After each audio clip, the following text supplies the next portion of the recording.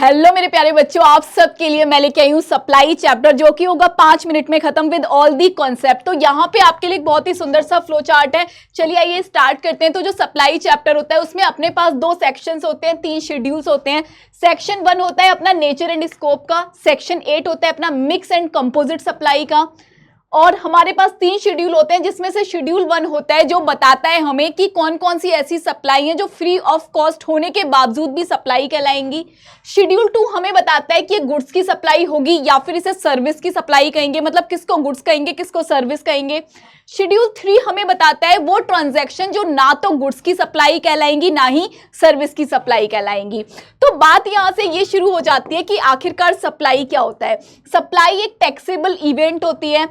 Supply inter भी होती है, इंट्रा भी होती है। अगर सप्लाई इंटर होगी तो सीजीएसटी लगता है, अगर सप्लाई इंट्रा होगी तो सीजीएसटी एंड एसजीएसटी लगेगा अगर स्टेट में हो रही होगी, और अगर वो यूटी में हो रही होगी तो सीजीएसटी एंड यूटीजीएसटी लगता है। सप्लाई बेटा गुड्स की भी होती है, सप्लाई सर्विस की भी होती है। सप्लाई का मतलब होता है sale, rent, exchange, barter, dispose of, जो भी हरकत हो रही है, जो भी मूवमेंट होती है, लीज, लाइसेंसिंग, ये सब सप्लाई कहलाते हैं। सप्लाई की डेफिनेशन एक इंक्लूसिव डेफिनेशन होती है। अब बात करते हैं कि जो सप्लाई होती है, क्या मैम वो बिजनेस पर्पस के लिए होती है? हाँ, सप्लाई सिर्फ और सिर्फ बिजनेस पर्पस के लिए ही होती है, तभी उस पर जीएसटी लगता है। अगर पर्सनल पर्पस के लिए हो रही है तो जीएसटी नहीं लगेगा। मतलब आप अपने घर का एसी निकाल के बेच रहे हो तो उस पे जीएसटी नहीं लगेगा। अगर एक दुकानदार अपने ऑफिस में लगा हुआ एसी निकाल के बेचता है तो जीएसटी लगेगा। अगर एक एसी के शोरूम वाला एसी बेचता है तो भी जीएसटी लगेगा। लेकिन घर में बेचा हुआ मम्मी के द्वारा जो एसी होता है उस पे जीएसटी नहीं लगता है।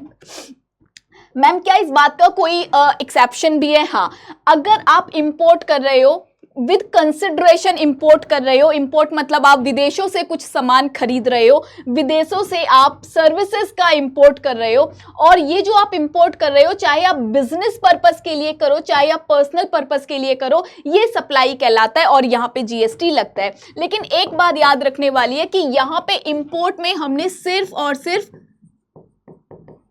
सर्विस को कवर किया है, सिर्फ और सिर्फ यहाँ पे हमने सर्विस को कवर किया है। चलो, दूसरी बात, जो सप्लाई होती है वो हमेशा पैसों के लिए होनी चाहिए। ऑब्वियस सी बात है, अगर फ्री में मैं कुछ सामान बेच रही हूं तो सरकार का कोई राइट नहीं है कि वो मुझसे जीएसटी मांग ले।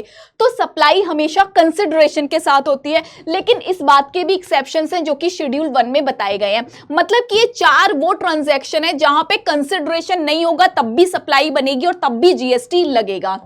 पहली ट्रांजैक्शन कौन सी है, इसको कैसे याद रखेंगे? शेड्यूल 1 में 4 ट्रांजैक्शन आती है जिसको हम याद रखते हैं आरबीआई का एजेंट। आर बोले तो related party and deemed district के बीच में होने वाली ट्रांजैक्शन। बी बोले तो ऐसी बिजनेस एसेट जिसका परमानेंट ट्रांसफर हो चुका है और उसका आपने आईटीसी क्लेम कर लिया था। ऐसी एसेट को अगर आप फ्री ऑफ कॉस्ट किसी को भी दे रहे हो तो आपको जीएसटी भरना पड़ेगा। आप इंपोर्ट कर रहे हो, आउटसाइड इंडिया से इंपोर्ट कर रहे हो, सर्विसेज का इंपोर्ट हो रहा है।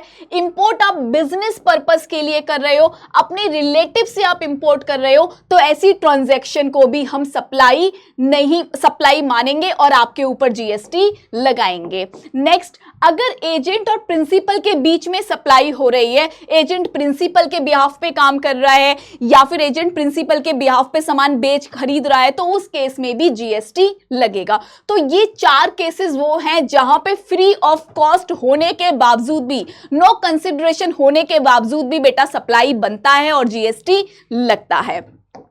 फिर हमारे पास आता है शेड्यूल 3। शेड्यूल 2 थोड़ी देर के लिए होल्ड करते हैं। शेड्यूल 3 आपको बताता है कि ना तो ये गुड्स का सप्लाई बनेगा ना ही ये सर्विसेज का सप्लाई बनेगा। इसको मैंने याद कराने के लिए वर्ड यूज किया है ई मैजिक +3। ई बोले तो इंप्लॉय एंड इंप्लॉय के बीच में होने वाली ट्रांजैक्शन, जैसे इंप्लॉयर अपने इंप्लॉय को सैलरी देता है तो जीएसटी नहीं लगता। मॉर्चरी रिलेटेड सर्विसेज, मतलब जो इंसान जिसकी डेथ हो जाती है उसके अंतिम संस्कार के जितने भी खर्चे होते हैं जीएसटी नहीं लगता। एक्शनेबल क्लेम पे बेटा जीएसटी नहीं लगता except specified actionable claims. Specified actionable claims की लिस्ट आप याद रखना, उसमें 6 चीजें आती है, lottery, betting, gambling, bitcoins, games वगैरह, ये 6 चीजें आपको याद रखनी है। नेक्स्ट, जी बोले तो गवर्नमेंट एम्प्लॉय को जो गवर्नमेंट एम्प्लॉय जो सर्विसेज देते हैं बदले में पेमेंट पाते हैं उस पर भी जीएसटी नहीं लगता। जैसे एमपी, एमएलए, उनके द्वारा दी गई सर्विसेज पे बेटा जीएसटी नहीं लगता। इमूवेबल प्रॉपर्टी पे जीएसटी नहीं लगता, कोर्ट रिलेटेड सर्विसेज पे जीएसटी नहीं लगता, प्लस 3 ट्रांजैक्शन और हैं, ये बेसिकली हमने कस्टम एक्ट से उठा के जीएसटी में डाल दी थी। अगर एक कंट्री से दूसरी कंट्री में गुड्स जा रहे हैं और इंडिया में वो गुड्स एंटर नहीं कर रहे हैं तो जीएसटी नहीं लगेगा। गुड्स बेटा यूएसए से, मान लो एक कंट्री से गुड्स इंडिया में तो आ रहे हैं, लेकिन इंडिया में हम उन गुड्स का होम कंजम्पशन नहीं कर रहे, इंडिया में हम उन गुड्स को वेयर हाउस में रख रहे हैं और वेयर हाउस से वो गुड्स किसी थर्ड पर्सन के पास गए तो इंडिया में जीएसटी नहीं लगेगा। लास्ट, अगर आपने एक कंट्री से गुड्स मंगाया दूसरी कंट्री में, मतलब आपने यूएसए से इंडिया में गुड्स मंगाया, लेकिन आपने गुड्स को इंडिया में आने नहीं दिया, उसका जो डॉक्यूमेंट ऑफ टाइटल था, उस गुड्स का जो बिल था, वो आपने किसी थर्ड पर्सन को दे दिया, आइदर वो पर्सन इंडिया में हो या फिर आउटसाइड इंडिया में हो, तो आपको बेटा उस पर टैक्स नहीं भरना पड़ेगा क्योंकि बिल आपके पास नहीं है, गुड्स छुड़ाने के लिए अब आप नहीं जाओगे, तो जब आप उसके ऑनर ही नहीं रहे तो आप क्यों जीएसटी भरोगे? आपने वो डॉक्यूमेंट किसी और थर्ड पर्सन को दे दिया होगा तो उस पर जीएसटी लगेगा, आप पे जीएसटी नहीं लगेगा। सो ये हमारा शेड्यूल था, शेड्यूल 3, जहां पे जीएसटी नहीं लगता है।